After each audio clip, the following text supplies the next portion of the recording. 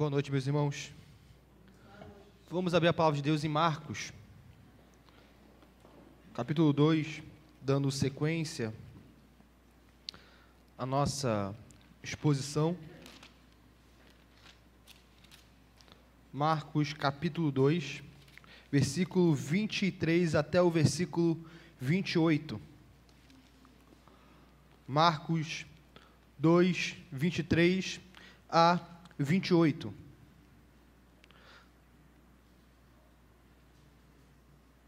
Nós vimos do versículo 18 até o versículo 22, os fariseus e os discípulos de João Batista acusando ou levantando uma certa falha no princípio da piedade referente aos discípulos de Jesus Cristo.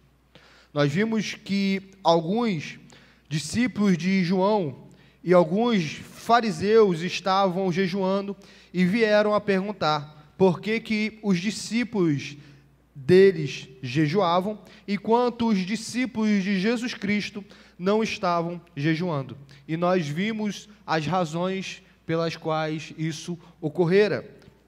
Nessa noite nós vamos ver uma nova acusação, se assim podemos dizer. Aqui é realmente uma acusação. Nós vimos no sermão passado em que o que está aqui no versículo 18 e 19 não é necessariamente uma acusação, provavelmente é uma acusação por parte dos fariseus e uma dúvida por parte dos discípulos de João, mas aqui no versículo 23 nós vemos que é uma acusação que vai ser feita em referência aos discípulos de Jesus. E obviamente, meus irmãos, se os discípulos de Jesus estão praticando uma prática pecaminosa, não pode haver uma concordância de seu mestre. Não pode haver. Não pode os discípulos estarem praticando o pecado e Jesus está passivo. E esse texto de Marcos, capítulo 2, 23 até o 28, é uma das perícopes mais mal interpretadas hoje em dia. Mais mal interpretada. Por quê? Porque é nesse texto aqui que muitas das vezes aqueles antinomistas, ou seja, aqueles que acreditam que a lei de Deus foi abolida e não existe mais lei, agora nós temos no tempo da graça, ou seja, fazendo uma distinção entre lei e graça, como se a lei de Moisés não tivesse graça. E nós já vimos aqui na nossa série de exposições, tanto de Romanos, quanto também da EBD, em que se, para ser salvo no Antigo Testamento, era necessário guardar perfeitamente a lei, então Moisés não foi salvo, porque Moisés não guardou perfeitamente a lei. Então a ideia de que no Antigo Testamento era necessário guardar a lei para ser salvo é um grande equívoco da igreja moderna. E quando nós, uma vez colocamos que a lei de Deus continua em vigor, todos aceitam. Até o quarto mandamento. Até o quarto mandamento. O quarto mandamento é aqueles que nós objetamos. Porque é aquele que parece cercear a nossa liberdade. É claro que a igreja contemporânea ela tem se pervertido tanto, que já não somente o quarto mandamento a gente se opõe. Nós estamos começando a nos opor também ao segundo mandamento. Queremos fazer como os católicos e fazer a imagem de Cristo Jesus.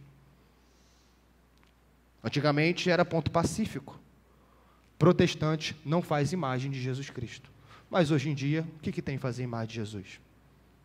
E depois nós ficamos abismados que se tem a água benta e outras relíquias religiosas também no meio protestante. Afinal de contas, nós evangélicos estamos voltando às práticas romanistas que a reforma protestante condenara.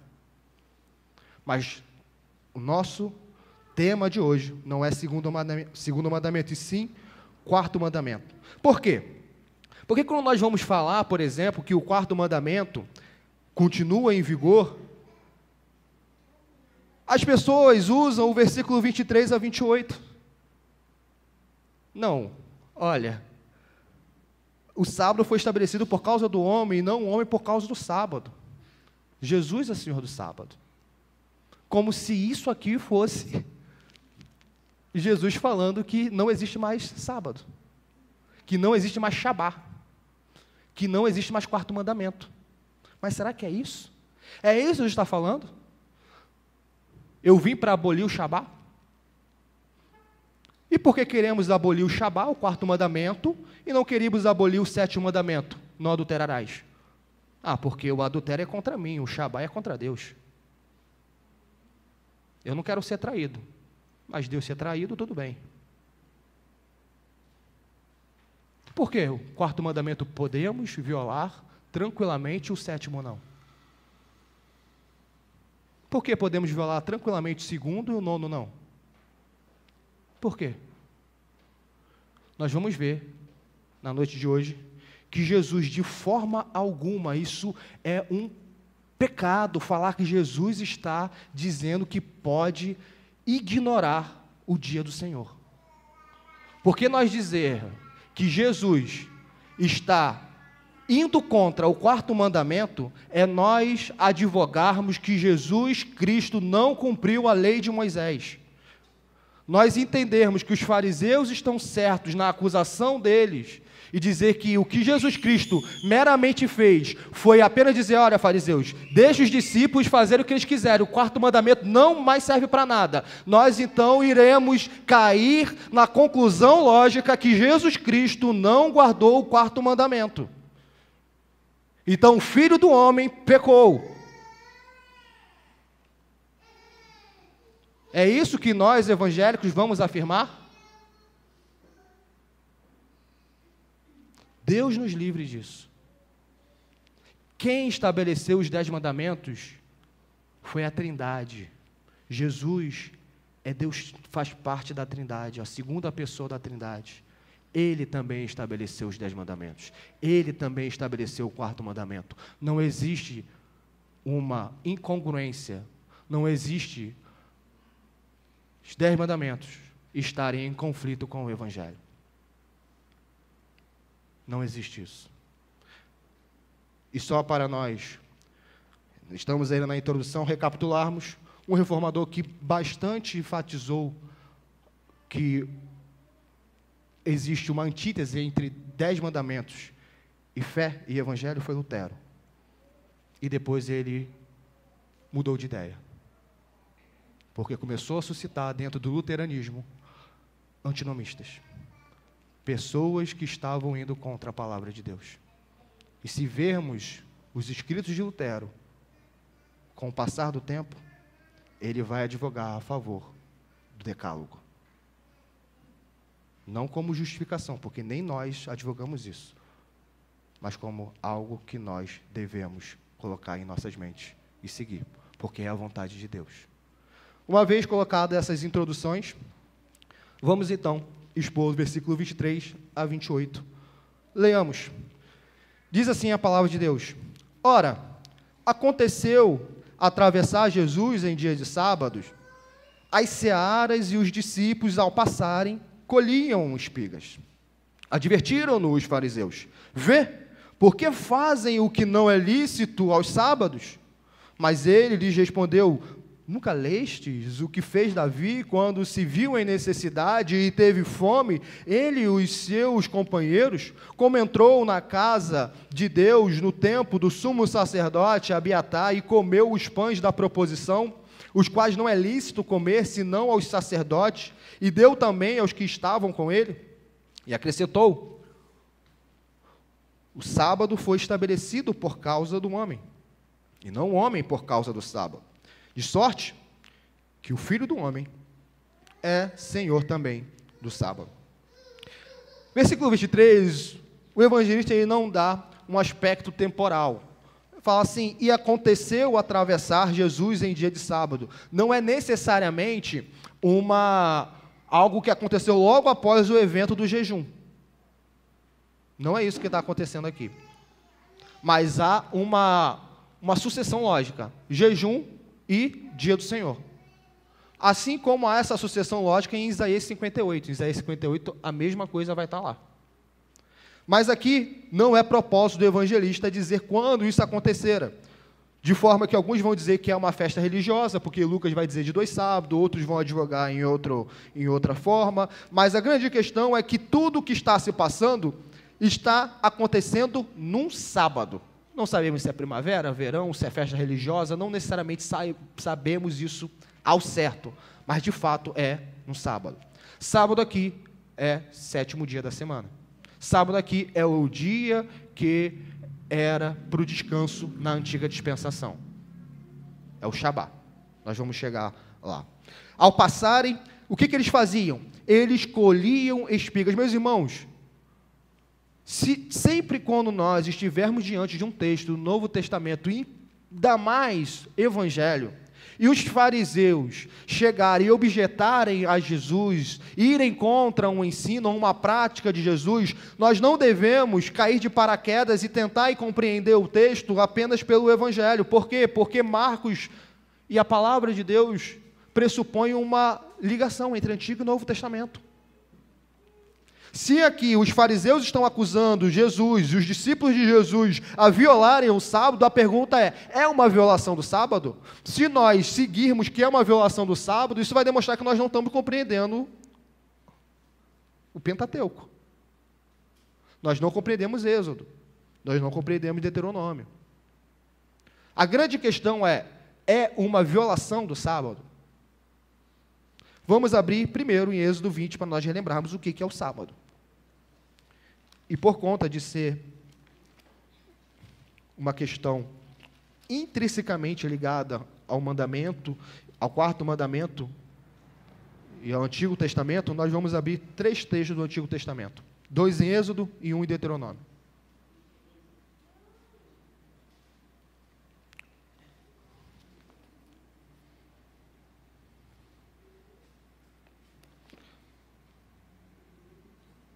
Oitavo versículo, Êxodo 20, versículo 8. Lembra-te do dia de sábado para o santificar. 6 dias trabalharás e farás toda a tua obra, mas o 7º dia é o sábado do Senhor teu Deus. Não farás nenhum trabalho, nem tu, nem o teu filho, nem a tua filha, nem o teu servo, nem a tua serva, nem o teu animal, nem o forasteiro das tuas portas para dentro. Porque em 6 dias fez o Senhor os céus e a terra, o mar e tudo o que neles há, e ao 7º dia descansou. Por isso o Senhor abençoou o dia de sábado. Vamos, além de entendermos do versículo 9 a 11, de não trabalhar, de cessação das obras, fiquemos em nossa mente 2 coisas. Lembre-te do dia de sábado para o santificar. E no final, quem estabeleceu esse dia foi o Senhor. Quando? Obviamente no 7º dia. Porque no 7º dia descansou. Por isso o Senhor abençoou o dia de sábado e o santificou. Êxodo 34.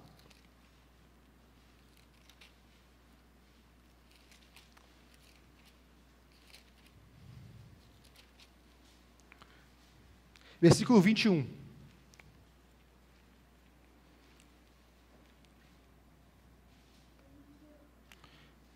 Diz assim, Êxodo 34, versículo 21. 6 dias trabalharás, mas ao 7º dia descansará, quer na ardura, quer na cega.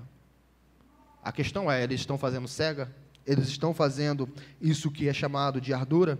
Agora, Deuteronômio 23, versículo 24 e 25. Para nós termos esse rápido passar das páginas do Antigo Testamento, a fim de compreendermos o Novo Testamento. Meus irmãos, esse é um exercício que nós devemos fazer também em nossos lares. Antigo e Novo Testamento. Um precisa do outro. Deuteronômio 23, 24 e 25. Deuteronômio 23, 24 e 25 vai dizer o seguinte: quando entrares na vinha do teu próximo, comerás uvas segundo o teu desejo, até te fartares, porém não as levarás no cesto. Quando entrares na seara do teu próximo, com as mãos arrancarás as espigas, porém na seara não meterás a foice. Se nós formos ler em Lucas, por exemplo, vai mostrar que eles faziam tudo com as mãos. Nós vamos ver, por exemplo, que nos sinóticos vai demonstrar que os discípulos, até em Marcos vai dar isso claro, eles estavam passando e estavam pegando e comendo. Eles não tinham cesto. Eles não estavam fazendo uma colheita. Tanto é que os fariseus não estão acusando os discípulos de roubo, oitavo mandamento. Porque eles estão em searas alheia. Eles estão em local alheio e estão comendo. Por que eles não podem fazer isso? Afinal de contas, poderiam advogar isso. Contudo, como doutores da lei, como alguém que são sabidos da lei, compreendiam que não poderiam acusar Jesus desse pecado. Porque Deuteronômio 23, 24 e 25 é claramente defensável, é claramente favorável ao que os discípulos estavam fazendo. Por quê? Porque eles estavam entrando na vinha, na seara do próximo, e com a mão estavam arrancando espigas, porém, não metiam a foice em nada. Isso poderia, em si, ser considerado trabalho? O fato deles estarem passando seria considerado trabalho?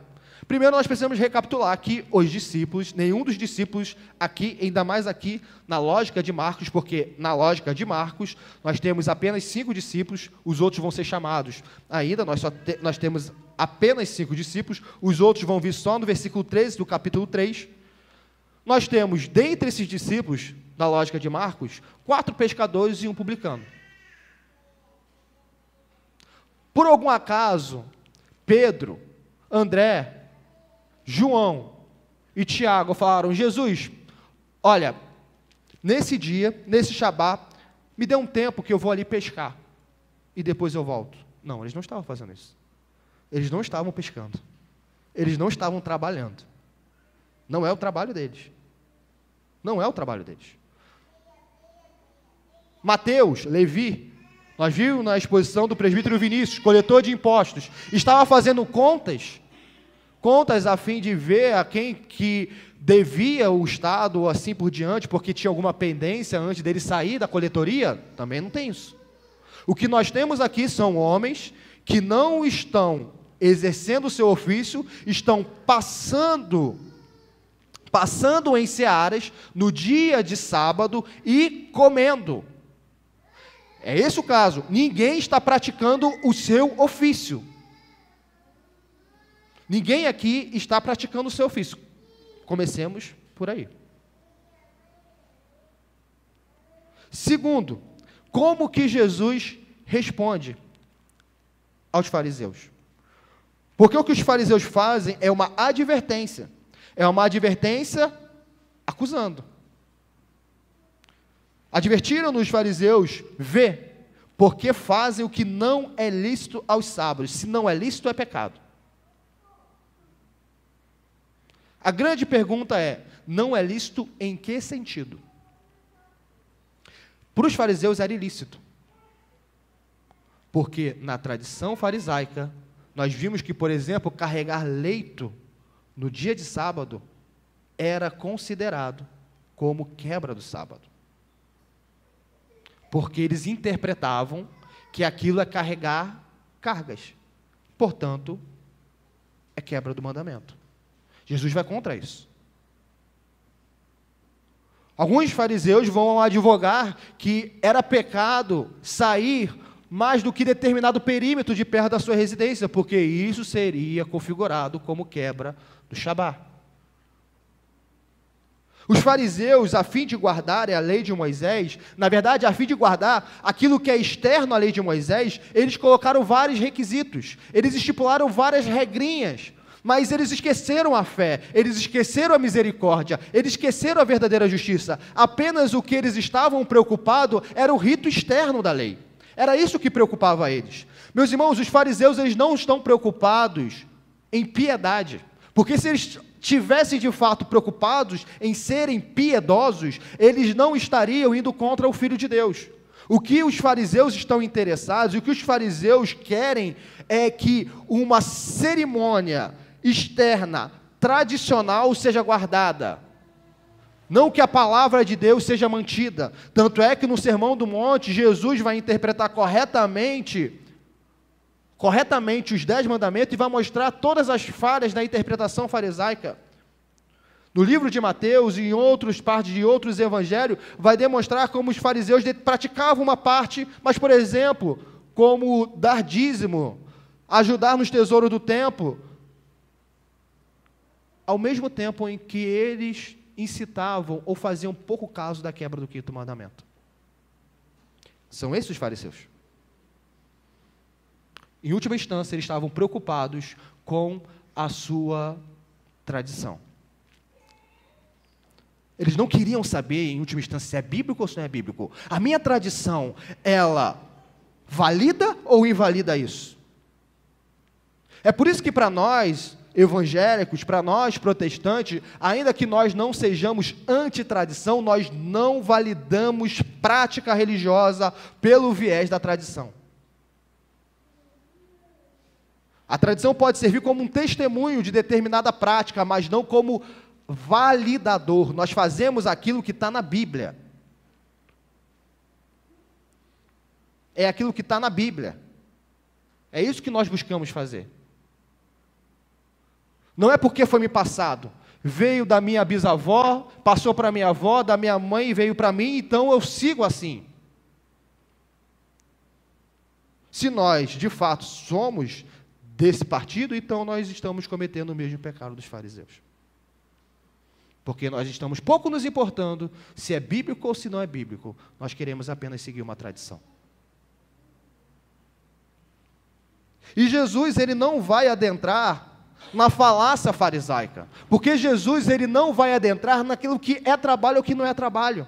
Porque os fariseus, eles iriam ficar arrotando a tradição e ficar enchendo de vários argumentos, dizendo de tal pensador, daquele pensador, e Jesus, ele é cirúrgico. Ele é cirúrgico na sua resposta, porque ele, antes de configurar o que é o que não é trabalho, porque para Jesus isso não importa em primeira instância, ele vai dizer aquilo que é necessário. Porque se algo é necessário, já não pode ser configurado como trabalho. Eu não posso dizer que eu trabalho quando eu almoço. Porque é necessário almoçar. E assim por diante. Se ele estabeleceu o que é necessário, ele não precisa estabelecer o que é trabalho. Ele não precisa.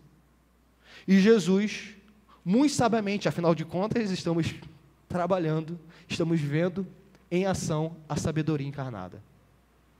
Muito sabiamente, ele já começa a sua resposta no versículo 25, confrontando os fariseus, com o seguinte termo: nunca lestes? Ou seja, vocês que são os doutores da lei, vocês que são aqueles que estudam tanto a lei, vocês são ignorantes a um fato tão importante? Vocês não conhecem algo que eu vou falar? Para os fariseus isso seria uma ofensa. Como assim, nunca lestes?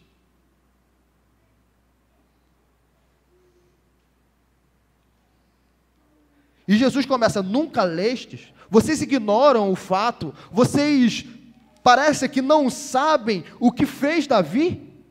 E Davi aqui é um grande símbolo de Israel. É um dos, vamos colocar assim, dos maiores crentes de Israel. É o monarca.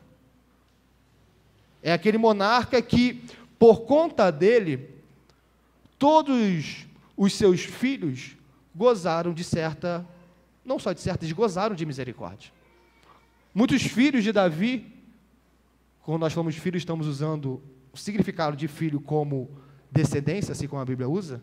Muitos filhos de Davi não sofreram determinada punição por amor a Davi. Isso está explícito no livro de Reis e no livro de Crônicas. Ele faz o que não deveria fazer, mas por amor a Davi, Deus não vem com juízo imediato. Deus branda o juízo, por amor a Davi. Por amor a Davi, eu não vou apagar a lâmpada de Judá. Davi é um grande crente, porque Deus o fez grande. E aquilo, os fariseus sabiam muito bem. Os fariseus sabiam onde Davi tinha pecado. Nós vimos pela manhã o pecado de Davi em Crônicas. Crônicas, capítulo 21, no censo. Mas o grande pecado de Davi também é Batseba.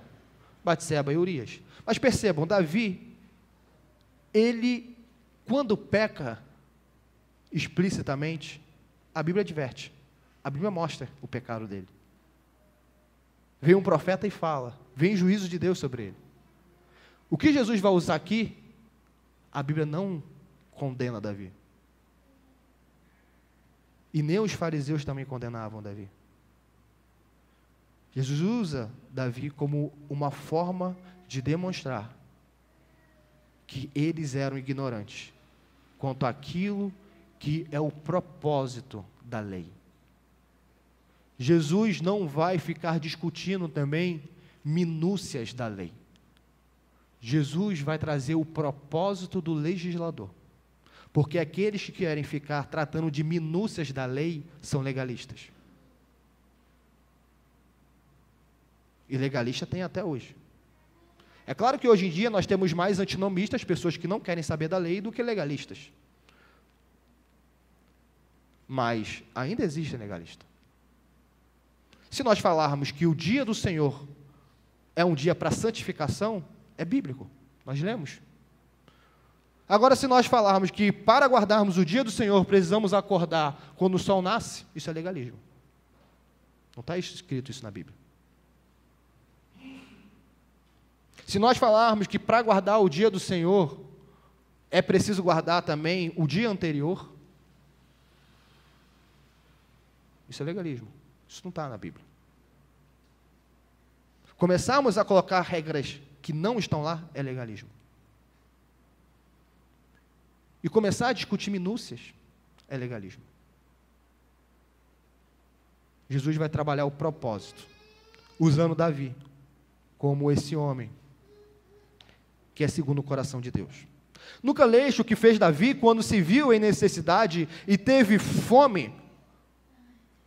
Dois termos que nós precisamos gravar: necessidade e fome. Necessidade, fome. Qual é a necessidade de Davi? Fome. O que Jesus está trabalhando aqui como uma questão que validava a prática dos discípulos? Necessidade. Jesus não está abolindo o sábado. Jesus está falando de necessidade. Está escrito no texto. E é aquilo que nós não estamos falando nós presbiterianos, nós estamos falando nós que seguem a doutrina ortodoxa do Evangelho, do protestantismo, da reforma protestante. Peguemos todas as confissões do século XVII, todas vão falar do dia do Senhor, como ainda estando em vigor. Todas. Mas hoje em dia, sim, compara as igrejas do século XVII e compara a igreja do século XXI. Se queremos dizer que não precisamos mais guardar o domingo, por conta que hoje não se guarda mais, só fazemos o contrabalanceamento. Como que é a igreja do século XXI e como que é a igreja do século XVII.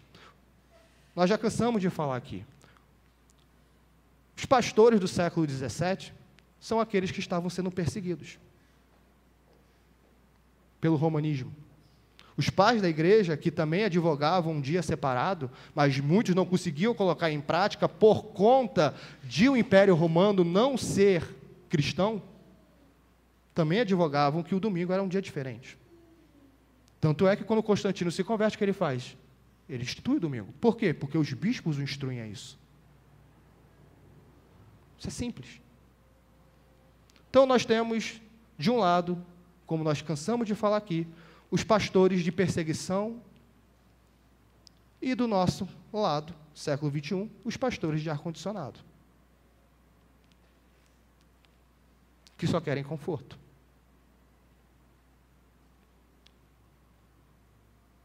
Que estão preocupados com a igreja esvaziar com uma doutrina. Os pastores do século XVII, eles não estavam preocupados numa igreja esvaziar com a doutrina, porque eles não estavam nem preocupados com a sua própria vida. Nem com a sua própria vida eles estavam preocupados. Então, o que Jesus está mostrando aqui, esse é o argumento de Jesus. É necessidade. É aquilo que nós conhecemos como obra de necessidade. Jesus não está falando, olha, Ignorem o sábado. Jesus só vai chegar no versículo 27 depois de estabelecer necessidade. A perícope não começa no versículo 23, 24, e a resposta de Jesus se resume ao versículo 27 e 28. Porque se fizermos isso, estamos corrompendo a interpretação do texto.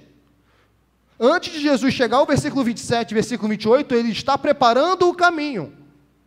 Se nós podemos usar uma forma de argumentar, é dizer que o versículo 27 e 28 é o clímax da resposta de Jesus, não é a resposta de Jesus em si, somente o versículo 27 e 28, é o clímax. A resposta de Jesus já começa no versículo 25. Nunca leste o que fez Davi quando se viu em necessidade e teve fome, ele e os seus companheiros? Nunca lestes isto? Isso está lá em 1 Samuel. Quando isso aconteceu? Quando Davi estava fugindo de Saul. Saul, de forma injusta, estava perseguindo Davi. E se Davi ficasse, ele seria morto por Saul. Davi não tinha escolha. Ele tinha que fugir, e ele foge, tanto que ele tinha que fugir, que o próprio filho de Saul fala para Davi fugir. O próprio filho. Não é coisa da cabeça de Davi. Davi tinha que fugir. E ele foge. E chega em determinado perímetro que os homens de Davi tinham fome. Aqueles homens que tinham seguido Davi durante todo aquele trajeto, que já tinham muitos saído da sua vida regular, já tinham aberto mão de muitas coisas, por amor a Davi, pela causa da monarquia, eles têm necessidade. Então Davi, versículo 26, ele entra na casa de Deus, como está no versículo 26, como entrou na casa de Deus, no tempo do sumo sacerdote Abiatar, e come os pães da proposição. Antes de nós falarmos do pão da proposição, Abiatar, na verdade, não foi quem deu o pão da proposição a Davi. Jesus está falando que é no tempo de Abiatar. Jesus não está falando que Abiatar fez isso. Quem é Abiatar? Abiatar é filho de Aimeleque, que foi o sacerdote que de fato deu o pão para Davi. Mas Abiatar é mais famoso do que Aimeleque, porque Abiatar foi um grande parceiro de Davi como sacerdote. Ou melhor, como sumo sacerdote. E o que aconteceu com Aimeleque? Se nós somos minimamente versados nas Sagradas Escrituras, nós sabemos que Aimeleque foi morto. Aimeleque foi morto. Saul chega até o lugar onde Davi praticará isso, e Aimeleque e vários sacerdotes são assassinados. E Abiatar, filho de Aimeleque, consegue fugir. E fica com Davi. E vira sumo sacerdote do tempo de Davi. É essa a história que está por detrás. E comeu os pães da proposição, que não é lícito comer senão os sacerdotes, e deu também aos que estavam com ele. Ou seja, o que Jesus está trabalhando aqui? Jesus está trabalhando que, olha, antes de chegarmos ao Shabá, vamos trabalhar uma outra questão. Vamos trabalhar a questão dos pães da proposição. Vocês muito bem sabem que em Levítico está escrito que os pães da proposição são exclusivos dos sacerdotes. É algo exclusivo. O povo não poderia comer aquilo. Mas Davi chega até eles com fome, até os sacerdotes com fome. Vocês não viram como ele comeu? E não somente ele, mas também deu a todos os seus soldados? Vocês acham, essa indagação que fica oculta, vocês acham que está errado isso? O que Davi fez estava errado? Então, o certo seria, para seguir essa cerimônia externa, para seguir a cerimônia externa, o certo seria Abiatar negar, ou Aimeleque negar o pão da proposição a Davi, e Davi fugir dali e morrer no deserto de fome? Então o maior rei de Israel, na opinião de vocês, deveria ter morrido de fome no deserto. Ou talvez Aimeleque prender Davi e esperar Saul chegar. Aimeleque ainda não sabia o que estava acontecendo em todos os seus entornos. Mas a grande questão é, Aimeleque não deveria ter dado ponto à proposição a Davi? Davi deveria morrer? E uma outra indagação, esse é o propósito de Deus? Ou seja, Deus deu a lei dele para isso? Quando nós vamos até mesmo no direito, nós vemos algo chamado a intenção do legislador. Qual é a intenção do legislador? Então a pergunta é, a intenção de Deus, o legislador, aquele que colocou Davi no trono, aquele que não puniu Davi por isso, a intenção de Deus era que seria melhor que Davi morresse? Que Davi passasse fome? Glorificaria a Deus deixar Davi e os soldados passarem fome? E é claro que deve ser dito um sonoro não. E é uma das nossas defesas sobre o dia do Senhor. Existem grupos até hoje legalistas. Existe uma seita que guarda o dia específico e guarda o sétimo. E existem adeptos, não todos, mas chegam a existir adeptos disso, em que se você chega passando mal para ser socorrido, você fica querendo ser socorrido, porque a pessoa não vai te socorrer, porque é dia, sétimo dia. Você não vai ser socorrido. Essa é a intenção de Jesus? Essa é a intenção do Pai? Essa é a intenção da Trindade? E a igreja sempre entendeu. E ainda mais os homens da Reforma Protestante, os teólogos da Reforma Protestante, século XVI, século XVII, século XVIII, século XIX, entenderam que o dia do Senhor se mantém, mas Jesus foi explícito de que existem exceções. As exceções são obras de misericórdia e obras de necessidade. Sim, meus irmãos, a Bíblia abre exceção. Mas a Bíblia só abre exceção naquilo que ela de fato abre. Nós não abrimos exceção da Bíblia. Não somos nós que abrimos. A própria Bíblia estabelece uma lei, e se for caso de ter exceção, a própria Bíblia estabelece a exceção. Exemplo, matrimônio. Não é propósito que haja divórcio. Aquilo que é para ser unido é para ser até o fim. Contudo, a Bíblia abre uma exceção, em caso de adultério. Em caso de adultério, pode haver divórcio. Então, a Bíblia tem exceções, mas é ela que estabelece, não são os nossos caprichos, não é o nosso bem-querer, não é aquilo que é confortável a nós. E nesse intuito, Jesus ter estabelecido que o intuito do legislador, nosso Deus e Pai, na verdade, nosso triuno Deus, era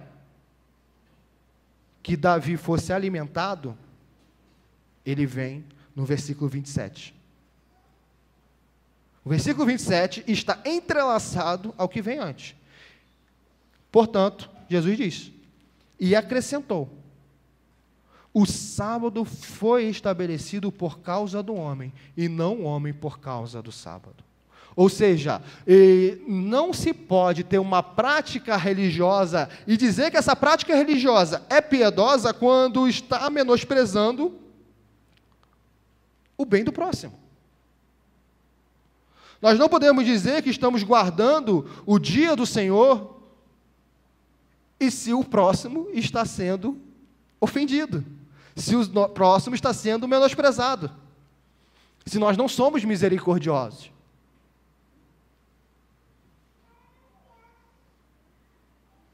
Não se pode. Eu não posso dizer, como os fariseus estavam dizendo, olha, o sétimo dia é tão importante, mas tão importante, que não tragam pessoas para serem curadas no dia de sábado, para a sinagoga. Vocês têm de primeiro até o 6º dia para trazer pessoa para ser curado. O 7º dia vocês têm que descansar. E Jesus, em várias ocasiões, mostra o quê? É intuito de Deus ver um filho de Abraão padecendo e deixar a pessoa padecendo? É esse o intuito de Deus? Perceba, Jesus não está abolindo o sábado, ele está trabalhando o intuito do legislador. Qual é o propósito de Deus? O propósito de Deus é que o 4º mandamento seja opressivo, de maneira que as pessoas sofram por causa do mandamento. Esse é o intuito. De forma que não se pode fazer boas obras no dia do Senhor? É isso que Deus quer? A hipocrisia no dia do Senhor? Eu pensar só em mim? É claro que não.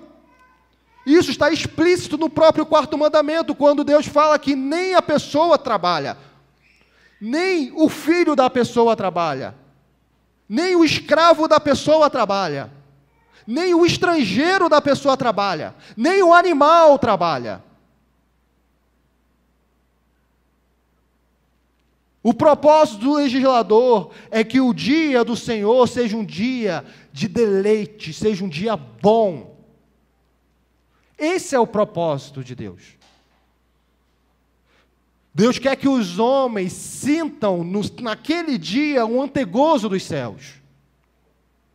Citam o prazer de não estarem mais entrelaçados com as suas fardas cotidianas e poderem se desembaraçar de tudo aquilo que lhes prendem, para que em um dia, pelo menos, nesse mundo pecaminoso, nesse mundo ainda que está sob a maldição de Adão, pelo menos um dia na semana eles possam sentir o desfrute do próxima era. Pelo menos um dia. Do descanso eterno, do repouso eterno que está destinado aos eleitos. Não é propósito de Deus uma pessoa sentir fome e nós falarmos, não, você tem que morrer de fome porque hoje é dia do Senhor.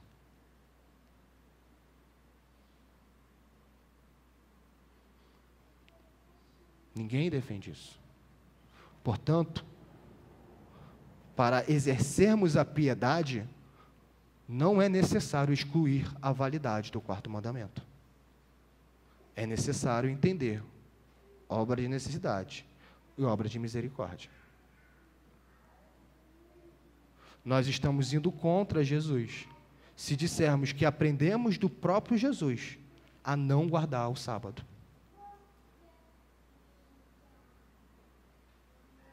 Porque se nós falarmos isso, é porque nós estamos numa geração completamente embrutecida. Ainda mais no Brasil. Mas usa esse argumento. Evangeliza um judeu e fala, não, Jesus não guardou o sábado. É isso que ele vai adorar. Ele vai amar esse seu argumento. Porque ele vai falar, viu? Ele não é o Messias. Ele não é o Messias. O Messias não vai contra Moisés.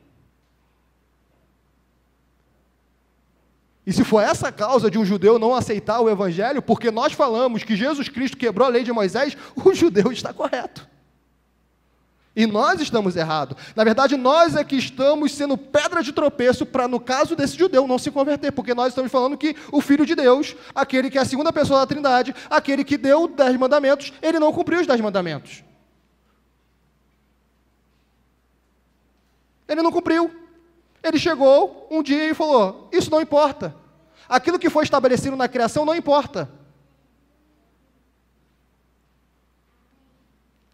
O que nós trabalhamos é a transição do dia, não a anulação do dia. O que nós trabalhamos é porque Jesus estava morto no 7º dia, não tem motivo para o 7º dia continuar sendo um memorial da aliança, porque nos profetas do Antigo Testamento nós vamos ver o Shabat também sendo uma espécie de memorial da aliança sinaítica. Mas nós não podemos ter um memorial em um dia em que o Salvador está morto. E nós vemos no Novo Testamento, não a anulação do 4º mandamento, mas a transposição do dia de descanso sendo do sábado para o domingo.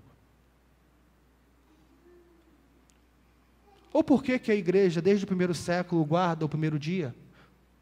Basta ver documentos históricos. Por que a igreja, Nós não vemos uma igreja guardando quarta-feira, outra igreja guardando sexta-feira, outra igreja guardando segunda-feira. Nós não vemos isso na história. Por quê?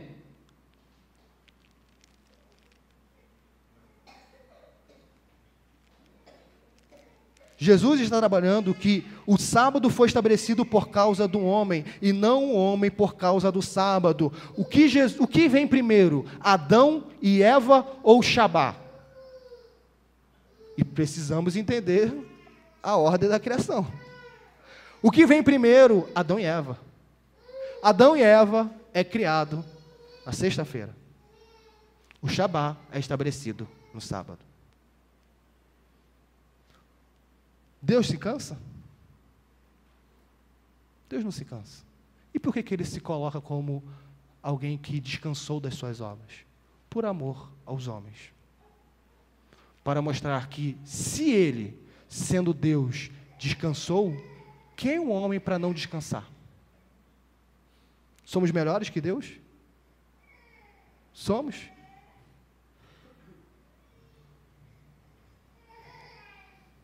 O Shabá foi estabelecido para o bem do homem.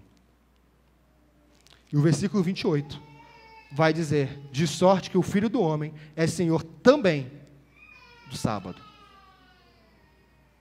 Também do sábado. Ou seja, por que os judeus guardavam o quarto mandamento? Porque Deus havia estabelecido. E por que os judeus guardavam o sétimo dia? Porque Deus havia estabelecido. E por que os cristãos guardam o domingo? Porque Deus estabeleceu o domingo. Nós não vamos trabalhar isso, porque a congregação como um todo teve uma série de exposições sobre o decálogo que nós vimos no quarto mandamento, a questão da transposição do dia. E não é intuito de Jesus aqui, até porque não é o momento do ministério. O domingo só vai começar a ser guardado depois que Jesus ressuscita. Afinal de contas, esse é o motivo. Jesus ressuscitou domingo, não tem por que guardar o domingo antes da ressurreição. Não tem porquê. Sábado, nosso mestre está morto. Assim como em Levítico já está demonstrando que havia alguns domingos que eram guardados, assim, quando o mestre vem e morre e fica sábado morto, o sábado, como sétimo dia, morreu para a gente. Mas agora o sábado é o primeiro dia. O dia de descanso é o domingo. É o domingo. Por quê? Porque o Filho do Homem tem autoridade. Perceba, ele não está falando que ele tem autoridade e isso ele está anulando. Isso não está no texto. Isso não está no texto. Isso não está no texto. Ele está falando que ele tem autoridade para interpretar, para dizer qual é a intenção do legislador, porque ele é o legislador, e para no futuro mudar o dia. Mais uma vez, ou o quarto mandamento fica de pé, ou todos os 10 mandamentos caem. Eles não podem ser seletivos. O quarto eu não gosto, o quarto eu tiro. O nono eu gosto, o nono eu mantenho. O sétimo eu gosto, eu mantenho. Isso é incoerência. Isso é antibíblico. Algumas aplicações, meus irmãos. Meus irmãos, o fato de nós guardarmos o dia do Senhor ou buscarmos, porque nós já vimos nas exposições que estamos tendo pela manhã que ninguém guarda a lei perfeitamente, inclusive o quarto mandamento.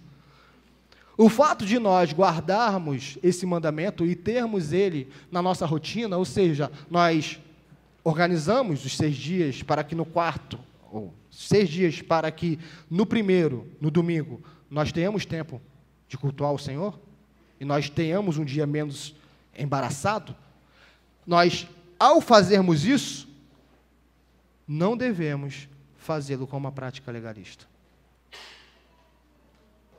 Ou seja, nós não somos juiz do próximo. Não somos juiz do próximo. Nós devemos guardar o quarto mandamento, mas se nós vermos o nosso próximo, aparentemente, em uma certa desconformidade, nós primeiro devemos orar. E nós, depois do espírito de oração, sondar como que está o coração dessa pessoa na sua devoção a Deus, porque muitas das vezes a não prática do quarto mandamento é um sintoma de uma mornidão ou de uma frieza espiritual. Isso é claro.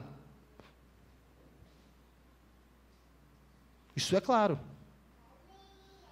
É preciso, meus irmãos, convencer dois noivos de que é bom ficar junto? Não é preciso convencer. É preciso convencer uma mãe gostar de ter o seu filho perto? Não é preciso. Por quê? Porque a lei do amor já rege isso. A mãe quer o filho junto. Os noivos querem estar na presença um do outro. Mas se nós não queremos estar na presença do nosso bondoso Deus, é porque nós não amamos tanto. Se nós precisamos convencer e convencer e convencer e convencer alguém sobre que é bom ter um dia para dedicarmos em oração, para cultuarmos a Deus, eu não sei que cristianismo nós estamos vivendo. Mas essa vai ser a segunda aplicação. Antes, meus irmãos, não sejamos fariseus. Não sejamos fariseus. Usando um exemplo prático. É claro que nós vimos que é bom que nós abstenhamos de ir comprar coisas no dia do Senhor, para que não venhamos a fomentar o mercado de trabalho. Isso é óbvio. Nós sabemos disso. Agora, se eu passo e vejo um irmão numa farmácia ou no mercado, antes de eu julgá-lo, eu preciso entender o que está acontecendo. Porque não existe seara hoje em dia. O irmão não pode chegar e colher uma espiga. Isso não pode. Ninguém advoga o fechamento das farmácias. Uma pessoa está com crise de sinusite, de asma ou de qualquer outra coisa, ela tem que morrer porque ela não comprou um remédio? Ninguém defende essa loucura.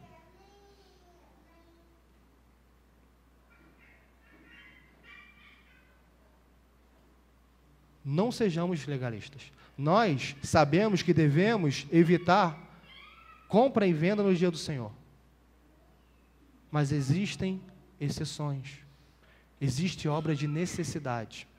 Existem momentos em que a pessoa acaba tendo que fazer isso. Mas perceba, foi um deslize, foi uma necessidade, não foi uma voluntariedade. Ela não foi obstinada, eu vou fazer compra no dia de domingo. Não, aconteceu. Aconteceu. Então não julguemos o irmão ao lado. Não julguemos. Segundo ponto, meus irmãos. Segundo ponto, que nós venhamos a entender o propósito do legislador. Nós ficamos correndo, caçando o vento, perguntando qual é a vontade de Deus. E está explícito na palavra, a vontade de Deus é a vossa santificação. E o quarto mandamento é para quê? Para santificar. Lembra-te do dia de sábado para o santificar. Meus irmãos, não é Deus que precisa que você santifique. Você precisa se santificar. Não é Deus que precisa descansar da sua obra. É você e eu que precisamos descansar. E nessa sociedade acelerada de eu faço pelos meus próprios méritos, pelo meu próprio esforço, o que está acontecendo? O que está acontecendo? Várias e várias crises de burnout. Várias e várias doenças, várias e várias enfermidades psicológicas, físicas. Por quê? Porque não ouvem o Criador. O Criador não é ouvido. E a criatura depois reclama, por que eu estou assim? Porque o Criador já falou, eu te criei para você descansar um dia. Eu te criei para que você descanse, isso é bom. Eu te criei para que um dia da semana você se deleite em mim, porque eu sei que Na presente época, porque vocês não estão no descanso eterno, nós não estamos no descanso eterno, na presente época, se nós não tirarmos um dia, como foi estabelecido pelo Criador, para nos dedicarmos e nos santificarmos nos exercícios religiosos, públicos e privados, nós iremos esmorecer.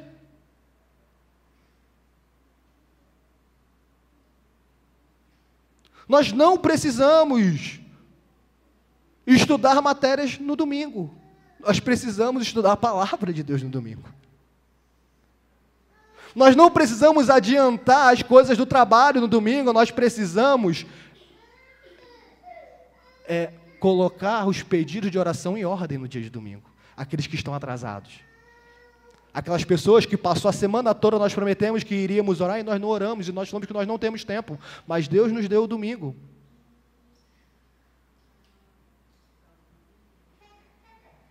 Nós temos um dia para a santificação.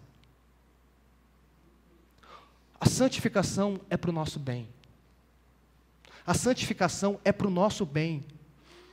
Não é para ser opressivo, não é para ser legalista, não é para ter um peso, é para o nosso bem. Se nós estamos olhando o dia do Senhor como pesaroso, se nós estamos olhando ir para a EBD pela manhã, ir para o culto pela noite como pesaroso, nós devemos questionar o nosso amor a Deus. Se é penoso ficar um dia com o Senhor, que amor é esse?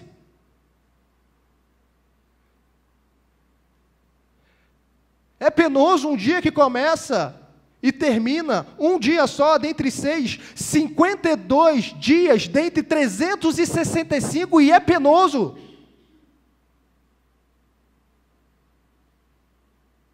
Deus nos dá mais de 300 dias e só pede 52.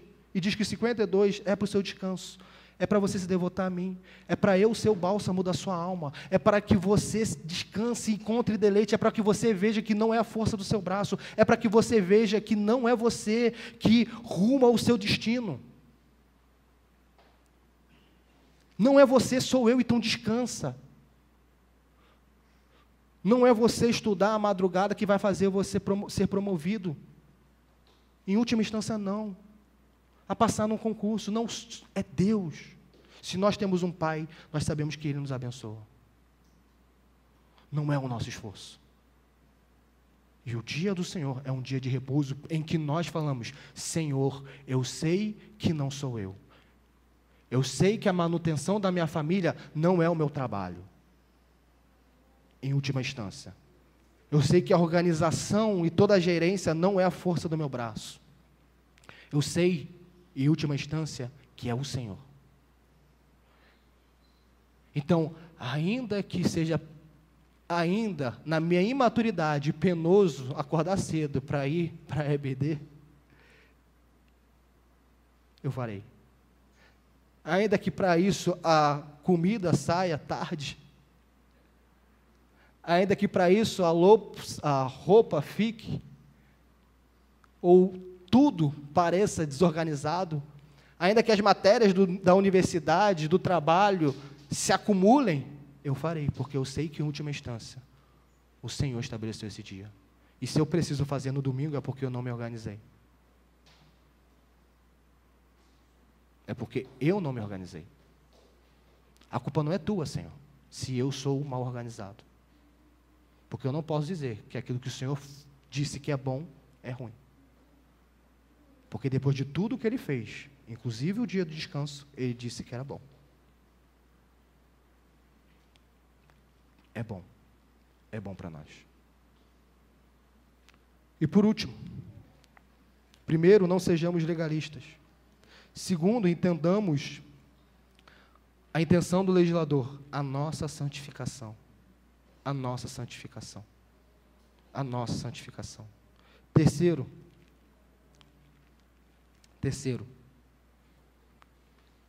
o Filho do Homem é Senhor sobre o sábado. Meus irmãos, o domingo deveria ser o ápice da nossa semana. Porque é o dia em que Jesus ressuscitou. O Filho do Homem é Senhor sobre o sábado e Ele decidiu estar morto no 7º dia e ressuscitar no 1º. Não foi ocasional, meus irmãos. Não olhemos para a trajetória de Cristo e achemos que existe acidente. Jesus morre na sexta-feira, no dia que o homem é criado. No sábado, 7º dia, ele permanece morto. E no 1º dia, no dia em que Deus criou os céus e a terra, em que ele, na verdade, criou e falou, haja luz, a luz do mundo veio e ressurgiu dos mortos. Não é acidental. Domingo é dia de Cristo. Não é dia de igreja apenas. É dia de Cristo. E eu me relaciono com Cristo, com o corpo de Cristo. Domingo é dia de nos deleitarmos naquele que nos salvou.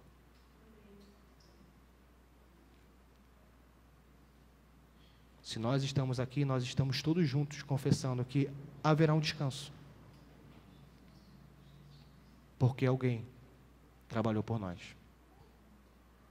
Alguém trabalhou por nós. Que o nosso amor a Cristo não seja tão diminuto.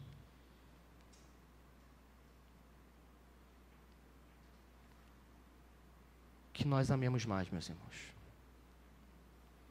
Porque o dia do Senhor é um dia que mostra o nosso amor. Nós falamos, eu não tenho outros deuses diante de Deus. O domingo mostra que nós temos. O domingo mostra. Que nós amemos mais nosso Senhor Jesus Cristo. E assim como em Cantares, a noiva está ansiosa por ver o noivo. Um trecho tão lindo, em que a noiva, ela pergunta, onde foi o meu amado saiu de mim, saiu de perto de mim, e ela vai para os guardas e pergunta, onde está o meu amado? E os guardas a espancam, e ela continua, onde está o meu amado? Até que ela encontra o amado. Que o domingo seja assim, meus irmãos. Onde está o meu amado? Onde está o meu amado?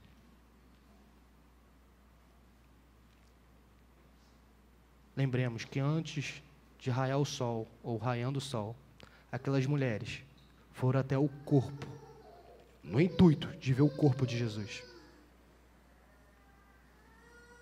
Aquelas que acordaram cedo, com o intuito de ver o corpo de Jesus, foram as primeiras a verem a ressurreição. Há bênçãos especiais para aqueles que guardam o dia do Senhor. Que venhamos a guardar, não por legalismo, mas por amor. Oremos, meus irmãos. Santo Deus, bendito Pai, obrigado, Senhor,